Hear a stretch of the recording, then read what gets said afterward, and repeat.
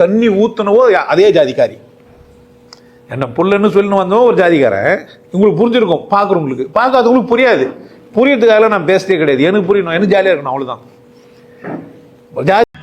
உனக்கு என்னப்பா, நீ பைத்தியம். நீ என்ன வேணாலும் பேசலாம். நாங்க அப்படியா? நாங்க சரியாத்தான் பேசுறோம்.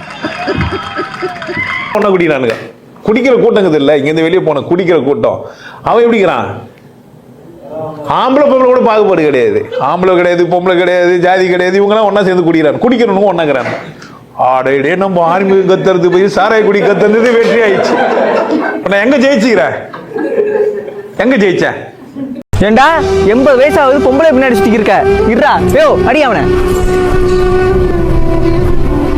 80 வயசு ஆகுதா? யோ அடிக்க சொன்னா என்ன அப்படி இருக்க? சார் என்னால் இவரை அடிக்க முடியாது சார். ஏயா? எங்கள் அப்பா டெய்லியும் ஒரு பாரில் தான் சார் குடிச்சிட்டு படுத்து எடுப்பாங்க. யோ குடியா, நீ போயா, நீ வாயா, அடியா. சார் என்னால் அடிக்க முடியாது சார். ஏயா? சார் ஊருக்கே வருதான் சார் கஞ்சா சப்ளை பண்ணுறேன்.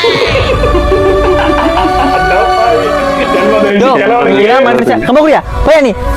யோ நீ வாயா, அடியா அவனை. என்னால் அவர் அடிக்க முடியாது சார். ஏயா? எனக்கு வாய் நம்மன்னு இருக்க போல அவர்கிட்ட தான் சார் கூலி வாங்கி போடுவேன். நீங்கெல்லாம் ஒரு ஆள்க. கூலிப்பு கணேசு கஞ்சானு போறாங்கட்டு. முனிசு நீ வாயா, அடியா நீ. சார் மனுஷனுங்க சார். ஏயா? சார் என் பாட்டி சார் வச்சிருக்காரு. பாட்டி வச்சிருக்காரு? ஆமா சார், என்ன மனுஷனுக்கு சார் அடிக்க முடியாது சார் இவரை. வேற பிள்ளையா?